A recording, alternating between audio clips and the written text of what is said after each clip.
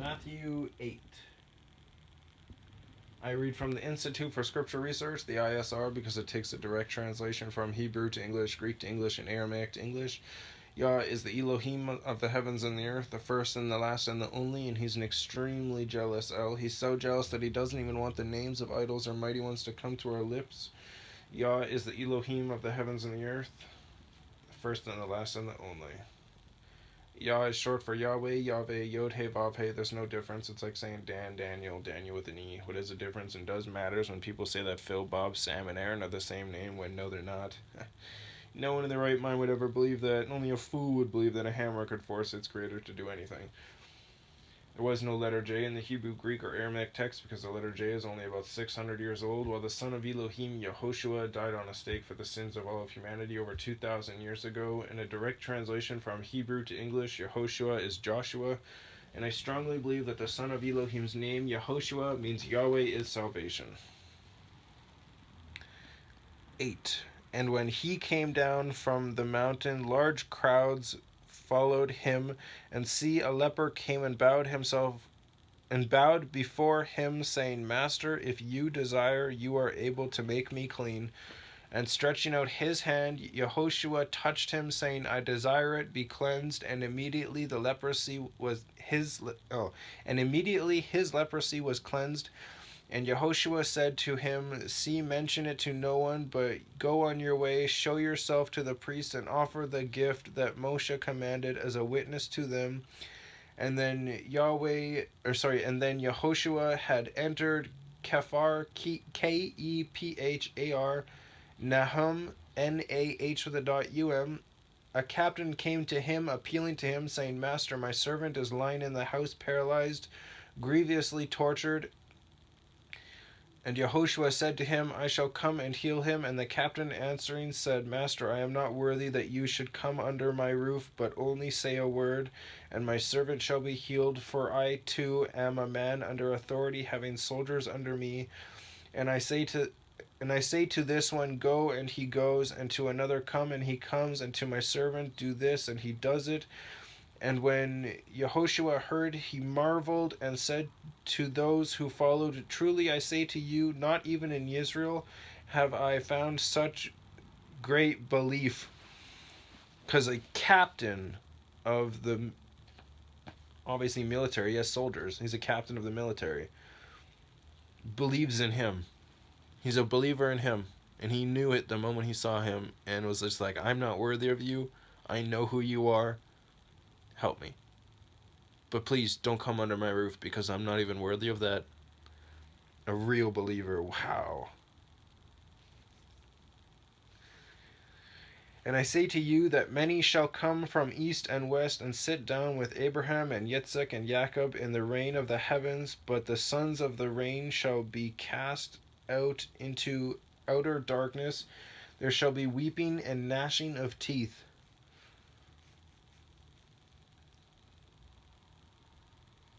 Weeping and gnashing of teeth into outer darkness. The dark side of the moon. Nah, I don't know. And Yehoshua said to the captain, Go, and as you have believed, so let it be done for you. And his servant was healed that hour. And when Yehoshua had come into the house of Kepha, Ke with a half a check mark, Pha, he saw his wife's mother lying sick with inflammation, and he touched her hand, and the inflammation left her, and she arose and served them. And when evening had come, they brought to him many who were demon-possessed, and he cast out the spirits with a word, and healed all who were sick, that it might be filled what was spoken by Yeshaya, which is Isaiah the prophet, saying, He himself took our weaknesses and bore our sicknesses.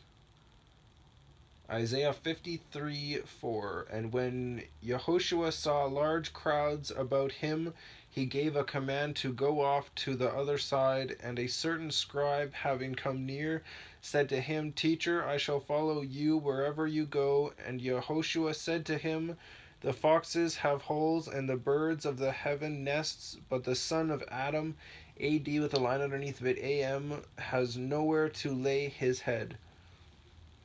And another of his taught ones said to him, Master, first let me go and bury my father. But Yehoshua said to him, Follow me and leave the dead to bury their own dead. You know what that means? Talking to unbelievers, talking about unbelievers who don't believe in Yahweh. They're not alive, they're dead.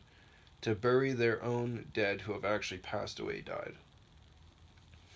And when he entered into a boat, his taught ones followed him, and see a great gale arose, Gale, a great gale arose on the sea, so that the boat was covered with the waves, but he was sleeping. And his taught ones came to him and woke him up, saying, Master, save us, we are perishing. And he said to them, Why are you afraid, O you of little belief? Then, having arisen, he rebuked the winds and the sea, and there was a great calm. And the men marveled, saying, What is this, that even the winds and the sea obey him? And when he came to the other side, to the country of the Girgashites, Girgashites,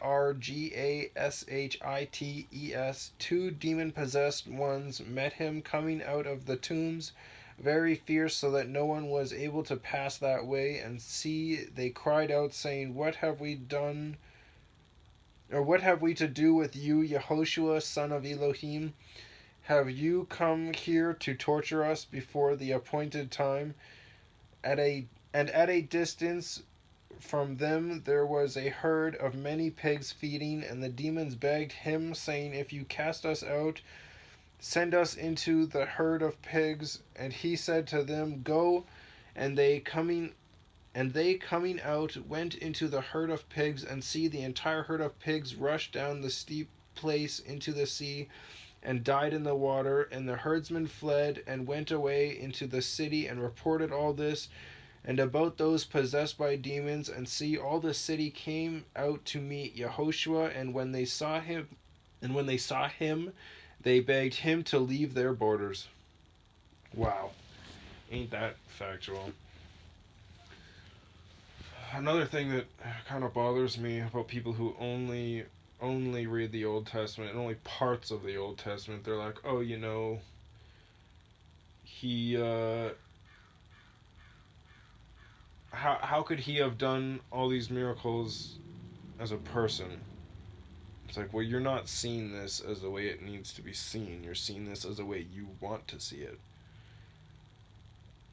First of all, let me reread this again. Oh, yes, the miracles. He is a piece of Yahweh. So he can do all those miracles because he's technically Yahweh. Yahweh is above him. But he being his son, like they were in the back in the day, they were basically like, if his son signed off on something, then his father would acknowledge that. But they're a piece of the same puzzle. They're not two pieces from two different puzzles. Two pieces, same puzzle. Same three-piece puzzle. It's a three-piece puzzle. Uh, Everywhere in the Old Testament, or the old writings, or the first writings, sorry, is what I like to call them. The first writings, and then the messianic writings. That's what I prefer to call them. The first writings was completely filled with the set apart spirit and Elohim, and now it's a set apart spirit, Elohim, and Yehoshua, which it talks so many times. Every single time you see something in the New Testament and it's completely written like dark black, like there's black and then there's just dark, thick black, and then next to them they have verses and stuff from the Old Testament.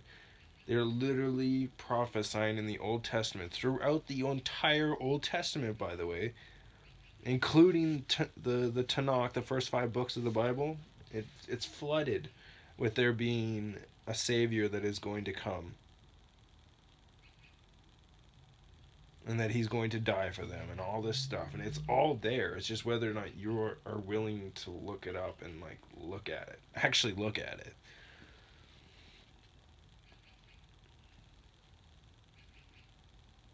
But these people wanted him out of their country. They're just like, get out of our borders. You did too much good. We're afraid that you're gonna, I don't know, take us over or something.